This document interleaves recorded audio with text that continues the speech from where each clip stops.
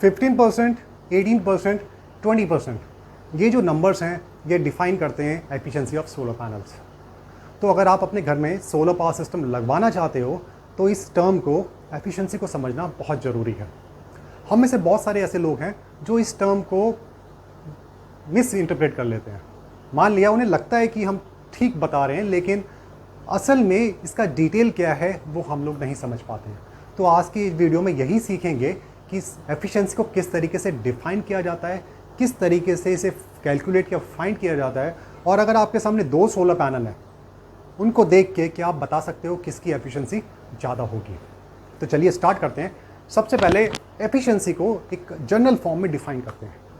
किसी भी सिस्टम की, अगर इस यूनिवर्स में आप कोई भी सिस्टम ले लो या कोई ह्यूमन बीइंग भी ले लो, उसको कितनी एनर्जी दी जाती है और वो बदले में कितनी आउटपुट प्रोड्यूस करता है, इस रिलेशनशिप को output divided by input into 100, उसको उसकी एफिशिएंसी, सिस्टम की, उस ह्यूमन बीइंग की एफिशिएंसी बोला जाएगा। फॉर एग्जाम्पल, अगर हम किसी सिस्टम को 50 जूल्स ऑफ एनर्जी प्रोवाइड करते हैं, दैट इज इनपुट, और बदले में वो 20 जूल्स यूजफुल एनर्जी में कन्वर्ट कर पाता है जो हमारे लिए यूजफुल है, तो उसकी एफिशिएंसी होगी 20 divided by 50 joules into 100, that is 40%। यानी कि जो उसको इनपुट मिल रही है उसका 40% वो यूजफुल एनर्जी में कन्वर्ट कर पा रहा है। कुछ इसी तरीके से सोलर पैनल्स की एफिशिएंसी को डिफाइन किया जाता है। अगर हम बोलते हैं 20%, तो इसका मतलब यह है कि वो सोलर पैनल इनपुट एनर्जी का 20% एक आउटपुट पावर जो हमारे लिए यूजफुल है उसको कन्वर्ट कर पा रहा है।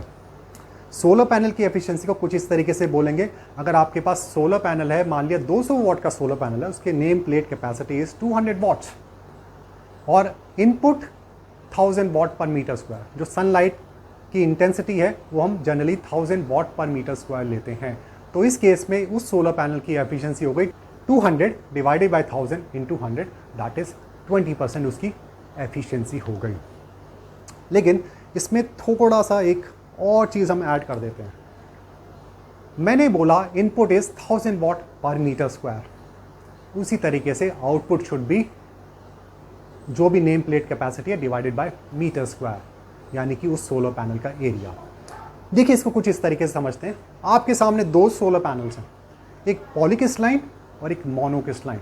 दोनों की पावर लेट्स से 340 वाट्स है। पॉलीक्रिस्टलाइन भी 340 वाट्स, मोनोक्रिस्टलाइन भी 340 वाट्स, और दोनों की इनपुट एनर्जी भी सेम है 1000 watt per metre square. Same orientation है, सेम टिल्ट है, सेम जगह पे हमने लगाए हैं, सेम सूरज की रोशनी उन पे पड़ रही है 1000 वाट पर मीटर स्क्वायर, और दोनों 340 वाट बना रहे हैं। तो how will you find out the difference in efficiency? दोनों तो 340 वाट्स बना रहे हैं। तो इसको थोड़ा और डिकोड करते हैं।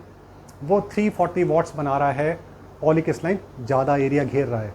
जो मोनोक्रिस्टलाइन है वो 340 वाट्स हमें बना के दे रहा है कम एरिया में। सो अगर हम बात करें एफिशिएंसी की, एफिशिएंसी हो गई output produce per metre square divided by input 1000 watt per metre square. तो this is how we define the efficiency of the solar panel. हम input 1000 watt per metre square लेते हैं, लेकिन एक चीज़ ये भी सोचने वाली है, सूरज और अर्थ की जो रिलेटिव पोजीशन है, it keeps on changing from sunrise to sunset. तो हम एक मापक, एक फिक्स्ड पैरामीटर लेना पड़ेगा, फिक्स्ड वैल्यू लेनी पड़ेगी उसको सोलर पैनल की एफिशिएंसी को डिफाइन करने के लिए। तो हम क्या लेते हैं, जब सेल टेम्परेचर 25 डिग्री सेल्सियस होगा और sunlight intensity 1000 watt per metre square solar panel, solar cells के ऊपर पड़ेगी, और बदले में वो जितनी आउटपुट प्रोड्यूस करेगा, आउटपुट प्रोड्यूस और इनपुट, उसकी जो रेशो आएगी उसको हम एफिशिएंसी मानते हैं अंडर स्टैंडर्ड टेस्ट कंडीशंस। अब मैं आपसे 2 चीज़ें आपसे अभी हम डिस्कस करते हैं। एक तरफ हमने ले लिया मोनोक्रिस्टलाइन सोलर पैनल, एक तरफ ले लिया पॉलीक्रिस्टलाइन सोलर पैनल। दोनों 340 वाट प्रोड्यूस कर रहे हैं। तो आप कैसे पता लगाओगे किसकी एफिशिएंसी ज़्यादा है? दैट वुड बी कुछ इस तरीके से, जो मोनोक्रिस्टलाइन सोलर पैनल है 340 डिवाइडेड बाय उसका area divided by input, that is 1000 watt per metre square. Polycrystalline solar panel 340 watt produce कर रहा है, डिवाइडेड बाय उसका area divided by input, that is 1000 watt per metre square. तो इस तरीके से इनकी एफिशिएंसी डिफाइन की जाएगी। जो पॉलीक्रिस्टलाइन सोलर पैनल्स होते हैं उनका एरिया ज़्यादा होता है, मोनोक्रिस्टलाइन का एरिया कम होता है। तो इनकी एफिशिएंसी किस तरीके से डिफाइन की गई? In terms of area. जो जितना कम एरिया घेरेगा वो उतना ज़्यादा एफिशिएंट होगा, जिसका एरिया ज़्यादा होगा वो उतना कम एफिशिएंट होगा। पावर दोनों ही सेम प्रोड्यूस कर रहे हैं अगर उनकी नेम प्लेट कैपेसिटी सेम है। मोनोक्रिस्टलाइन 340 वाट, पॉलीक्रिस्टलाइन 340 वाट, दोनों 340 ही बना रहे हैं, लेकिन एक कम एरिया घेर रहा है मोनो, पॉली ज़्यादा एरिया घेर रहा है। मोनोक्रिस्टलाइन जनरली ज़्यादा एफिशिएंट होते हैं पॉलीक्रिस्टलाइन सोलर सेल्स के मुकाबले।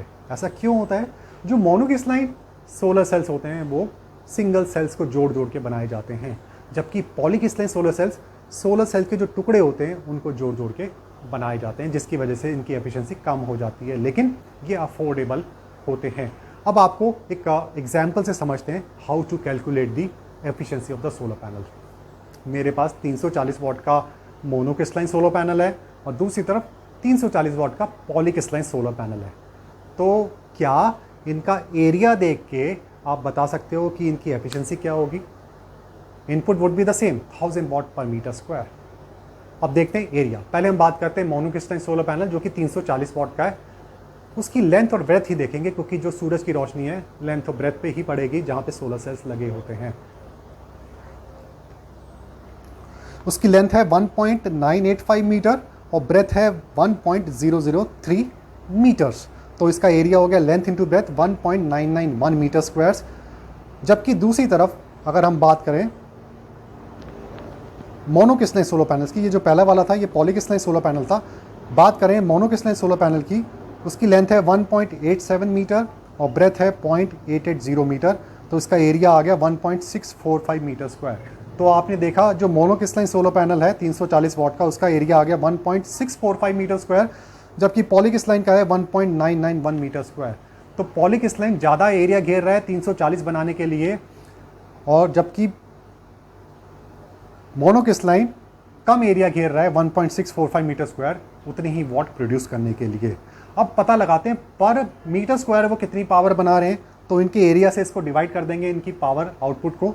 340 डिवाइडेड बाय 1.991, मैं पॉलीक्रिस्टलाइन की बात कर रहा हूँ, तो इसकी पर यूनिट पर मीटर स्क्वायर पावर प्रोडक्शन आ गई 171 वाट। जबकि दूसरी तरफ मोनोक्रिस्टलाइन की पावर प्रोडक्शन आ गई पर मीटर स्क्वायर 207 वाट पर मीटर स्क्वायर, 207 वाट पर मीटर स्क्वायर। तो आप देख सकते हो मोनोक्रिस्टलाइन पर मीटर स्क्वायर ज़्यादा पावर बना के दे रहा है 207, जबकि पॉलीक्रिस्टलाइन पर मीटर स्क्वायर में 171 वाट बना के दे रहा है। अब इनकी एफिशिएंसी निकाल लेंगे पर मीटर स्क्वायर। पॉलीक्रिस्टलाइन की 171 डिवाइडेड बाय 1000 इंटू 100 17.1 आ गई, जबकि दूसरी तरफ मोनोक्रिस्टलाइन की 207 डिवाइडेड बाय 1000 इंटू 100 20.7%। तो इस तरीके से हम इसकी एफिशिएंसी फाइंड आउट करते हैं। चलिए अब आगे बढ़ने से पहले, अगर आप सोलर पावर सिस्टम लगवाना चाहते हैं अपने घर पे, लेकिन आपको नहीं पता मेरे रीजन में सनलाइट इंटेंसिटी कितनी है या मुझे कितने साइज़ का सोलर पावर सिस्टम लगवाना पड़ेगा, तो उसके लिए आप मेरा टूल यूज़ करो सोलर स्नैप। दैट इज़, मैं डिस्क्रिप्शन बॉक्स में उसका लिंक दिया हुआ है, उसको डाउनलोड करना और पता लगाना आपके रीजन में कितनी सनलाइट इंटेंसिटी है और अपने एनर्जी बिल के बेसिस पे आपको कितने साइज़ का सिस्टम लगवाना पड़ेगा जो आपके लिए आइडियल होगा और कितनी सेविंग्स होंगी over a period of time.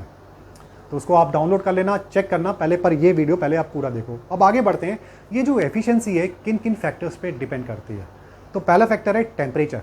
जैसे जैसे सोलर सेल का टेम्परेचर 25 डिग्री सेल्सियस से ऊपर जाता है, सोलर पैनल या सोलर सेल की जो परफॉर्मेंस है, आउटपुट प्रोडक्शन धीरे धीरे डिटेरियोरेट कम होती चली जाती है। तो जितना ज़्यादा टेम्परेचर होगा 25 डिग्री सेल्सियस जितना ऊपर होगा, सोलर पैनल की परफॉर्मेंस प्रोडक्शन उतनी कम होगी। दूसरी बात, डर्ट एंड डस्ट। अगर सोलर पैनल के ऊपर डर्ट या डस्ट की लेयर जमती जाती है तो वो क्या करती है, ये लेयर सनलाइट को सोलर सेल्स के पास जाने से एक बाधा बन जाती है, जिससे क्या होता है, सोलर सेल्स कम सूरज की रोशनी एब्जॉर्ब कर पाते हैं और बदले में कम आउटपुट हमें देते हैं। तो उसको रेगुलरली हमें साफ़ करते रहना चाहिए ताकि हमारे सोलर पैनल का सरफेस क्लीन रहे और वो इफेक्टिवली और एफिशिएंटली सूरज की रोशनी को एब्जॉर्ब कर सकें। और तीसरा, शेडिंग। अगर आपके solar panel during the production, जब सूरज की रोशनी है उस टाइम पे शेड आती है, देखिए सूरज और अर्थ के बीच में एक ट्रेजेक्टरी है कुछ इस तरीके, सनराइज से सनसेट सनलाइट इंटेंसिटी कुछ इस तरीके से मैक्सिमम हो जाती है, नून टाइम में फिर धीरे धीरे रिड्यूस हो जाती है। लेकिन इस ट्रेजेक्टरी के बीच में अगर किसी चीज़ की शेड, बिल्डिंग की या पेड़ की या एक सोलर पैनल की दूसरे सोलर पैनल के ऊपर शेड आ जाती है तो आउटपुट प्रोडक्शन में फ़र्क पड़ता है। तो सिस्टम लगवाने से पहले आपको ये देखना ज़रूरी है कि अगर शेड तो नहीं आ रही जो वहाँ पे आप सिस्टम अपना सोलर पैनल्स लगा रहे हैं, तो उससे क्या होगा, अगर शेड आ रही होगी आपके सोलर पैनल की एफिशिएंसी पे फ़र्क पड़ेगा। और चौथा, टिल्ट एंड ओरिएंटेशन। अगर आपके सोलर पैनल को सही टिल्ट दिया गया है, टिल्ट जो कि ग्राउंड से कितने एंगल पे उसको लगाना है, कितना एंगल देना है, वो डिपेंड करता है कि आपकी लोकेशन क्या है, आपकी लोकेशन का लैटीट्यूड क्या है। जो लैटीट्यूड होता है जनरली उतना ही एंगल दिया जाता है। जैसे लैटीट्यूड 20 डिग्रीज़ है एक लोकेशन का, तो सोलर पैनल को ग्राउंड से 20 डिग्री का टिल्ट देना होता है।